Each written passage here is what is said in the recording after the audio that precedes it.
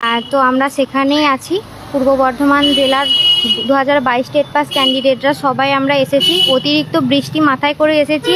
এখনও পর্যন্ত দিদি এখনও ছাতা ধরে আছে, প্রচণ্ড বৃষ্টি হচ্ছে। তো আমরা প্রথমে এলাম, আসার পরে এখনও পর্যন্ত চেয়ারম্যান সাহেবের দেখা নেই। চেয়ারম্যান সাহেব উনি আসেননি এবং ওনার ভিজিটিং আওয়ার্স হচ্ছে 3টে থেকে 4টে পর্যন্ত। কিন্তু আমাদের দুর্ভাগ্য, উনি আজ আসবেন না। উনি সম্ভবত পুজোর পরে আসবেন। আমরা বারবার কথা বলতে চাইলাম এবং আমাদের সঙ্গে কথা বলা হলো না। তো এক্ষেত্রে আমি নয়নতারাদিকে বলবো যে কিছু বলতে। নয়নতারা ম্যাডাম, আপনি কিছু বলুন। দেখুন, আমরা আজকে ডিপিএসসিতে এসেছি, এখানে ডেপুটেশন দেওয়ার জন্যই এসেছি, কথা বলার জন্য। আজকে চেয়ারম্যান স্যার নেই, তো উনি আমাদেরকে আবারও ডেট দিয়ে দিলেন সোমবার। তো সেক্ষেত্রে দেখুন, আমরা বারবার করে একবার ডিপিএসসি, একবার কলকাতা, আমরা কি শুধু এই করে যাব? আবার ওদিকে ওবিসির সমস্যা হয়ে গেছে, সবাই ওইদিকে সার্টিফিকেট রিভ্যালিডেশন নিয়ে ব্যস্ত। তো দেখুন, যারা ঘরে বসে আছেন, আগামী 24শে যে সেপ্টেম্বর ডাক দেওয়া হয়েছে আমাদের ইন্টারভিউ নোটিফিকেশনের দাবিতে 50,000 শূন্য পদের জন্য কলকাতায়। তো আমি বলবো একমাত্র আমাদের রাজপথই আমাদের সুরাহা হতে পারে, একমাত্র রাজপথই ভরসা।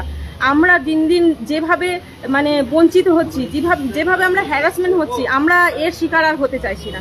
দীর্ঘদিন ধরে আমরা বঞ্চিত শিকার, আপনারা সেটা খুব ভালো করেই জানেন। তো আমি বলবো, যারা বসে ঘরে এখন লাইভটা দেখছেন, তো তারা অবশ্যই আগামী যে 24শে সেপ্টেম্বর মহা আন্দোলনের ডাক দেওয়া হয়েছে, সেই আন্দোলনে মনে রাখবেন 19 তারিখে জমায়েত এবং 11 তারিখের আক্রোশ, আমরা সেটা চাই। 11 তারিখে আমরা যেভাবে ঝাঁপিয়ে পড়েছিলাম, ঠিক সেইভাবেই আমাদেরকে ঝাঁপিয়ে পড়তে হবে এবং 19 তারিখের মতো আমাদের জমায়েত কিন্তু চাই।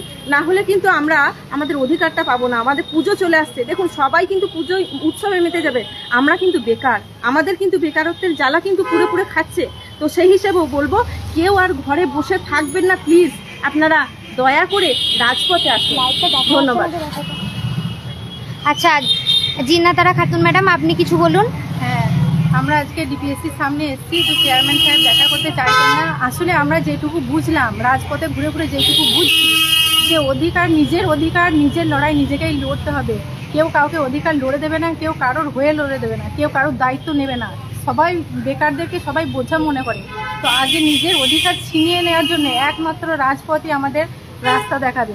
তো সবাই আসুন, 24 তারিখে দেখা হচ্ছে মহা আন্দোলনে। স্যার, আপনি কিছু বলুন। আমরা আজ ডিপিএসসি এসেছিলাম, চেয়ারম্যান সাহেব নেই, ওনাকে ফোন করা হলো। উনি বললো যে আজকে আমি আসবো না, তোমরা পরে একদিন এসো ডেট করে। আমাকে ফোন করে একদিন এসো।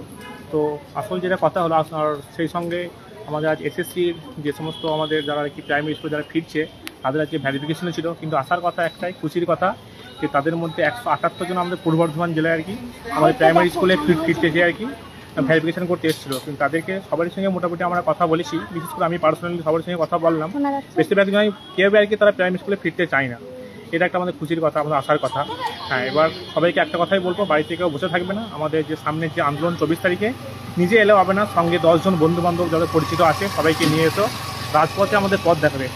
আমাদের এই সরকার আমাদের পথ রাস্তায় রাজপথে আন্দোলন না করে সুস্থভাবে কোনো কিছু এই গভর্নমেন্ট আমাদেরকে দেবে না। তাই সবাইকে বলবো 24 তারিখে আন্দোলনে এসো, একজোট হয়ে এসো এবং আরও বেশি করে ঝাঁপিয়ে পড়ো, তবেই আমাদের ইন্টারভিউ নোটিশ পাবো। আচ্ছা ম্যাডাম, আপনি কিছু বলুন। সবাইকে একটা কথাই বলবো, যে আমরা এত জায়গায় ঘুরছি, এত জনের সাথে কথা বলছি, কিন্তু আলটিমেটলি কিন্তু কিছুই আমাদের জন্য সুরাহা হচ্ছে না। আমি তাই সবাইকে বলতে চাই যে সবাই প্লিজ রাজপথে নামুন। এবার অন্তত রাজপথে নামুন। আগে না হয় অনেক বাধা ছিল আমাদের জন্য, ওবিসি সমস্যা ছিল, এখন আর কোনো সমস্যা নেই। এখনও যে মানুষ কেন এটা বোঝে না যে আমাদের রাজপথ আমাদেরকেই আদায় করে দেবে, আমাদের অধিকার আমাদেরকেই আদায় করতে হবে। সার্কেলে যারা রয়েছে সবাইকে নিয়ে আসবেন, এটুকুই আমার বলা।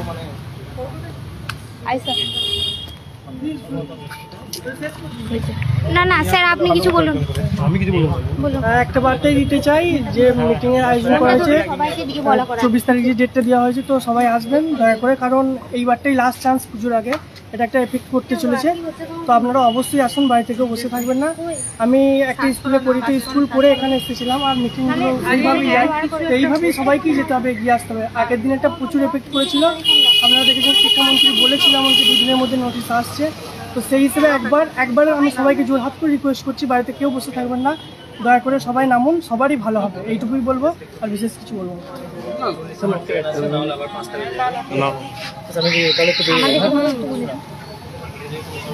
আজকে আমরা ডিপিএসসি বর্ধমান ডিপিএসসিতে এসেছিলাম, প্রত্যেকে অনেকজন আমাদের সাথে এসেছে, বর্ধমানের সহযোদ্ধারা সাথে এসেছে। তবে একটাই বুঝলাম যে আমাদের কোনো জায়গা গেলে কিছু হবে না, আমাদেরকে রাজপথ কামড়ে বসে থাকতে হবে। তার জন্যই আমাদেরকে 24 তারিখ বুধবার সবাই প্রত্যেকে আসুন। আমাদের না হলে কথা কেউ শুনছে না, কোনো জায়গায় গিয়ে আমরা সুরাহা পাচ্ছি না। আমরা কিন্তু আর ঘরে বসে থাকবো না। আপনারা যারা বসে বসে লাইভ দেখছেন তারাও আসুন, আর 24 তারিখ যেন সবার সাথে আমার দেখা হয়। আমার শুধুমাত্র পূর্ব বর্ধমান থেকে এই কজন এসেছে এরা নয়, 23টা জেলা থেকে আপনারা আসুন। আপনারা প্রত্যেককে বের হন, না হলে আমরা কোনো জায়গায় গিয়ে আমাদের চাকরি আনতে পারবো না। রাজপথই আমাদের ঠিকানা বুঝিয়ে দেবে। রাজপথ কামড়ে বসে থাকতে হবে, উঠবো না আমরা যতক্ষণ না নোটিফিকেশন পাচ্ছি 50,000 শূন্য পদে। আপনারা প্রত্যেককে আসুন। আর আমরা আজকে দুঃখের সহিত ফিরে যাচ্ছি। কেউ অনেক দূর জায়গা থেকে এসেছি, বর্ধমানের এক প্রান্ত থেকে আরেক প্রান্তে আমরা আজকে ছুটে এসেছি, কিন্তু আমরা কিছুই পেলাম না, কারোর সাথে কথা পর্যন্ত বলতে পারলাম না। এটা আমাদের দুর্ভাগ্য। আপনারা যারা ঘরে বসে আছেন তারা ভাবুন যে আজকে আমরা এত দূর থেকে ছুটে এলাম, ডেপুটেশনটা পর্যন্ত জমা নিল না, তাহলে আমরা আর কার কাছে যাব? আমরা ডিপিএসসি চেয়ারম্যানের কাছে যাচ্ছি, আমরা এমএলএ সাহেবের কাছে যাচ্ছি, আমরা মুখ্যমন্ত্রী সবাই যাচ্ছি। যারা ঘরে বসে আছেন তারা কেন আসছেন না? তারা বেরোতে কেন পারছেন না বলুন তো? আপনাদের চাকরিটা দরকার লাগবে না? চাকরিটা কি শুধুই আমাদের লাগবে? আপনারা 24 তারিখ বুধবার রাজপথে আসুন। এই বলে আমি আমার বক্তব্য শেষ করলাম এবং লাইভটা এখানেই শেষ হচ্ছে। আপনাদের সঙ্গে 24 তারিখ দেখা হচ্ছে।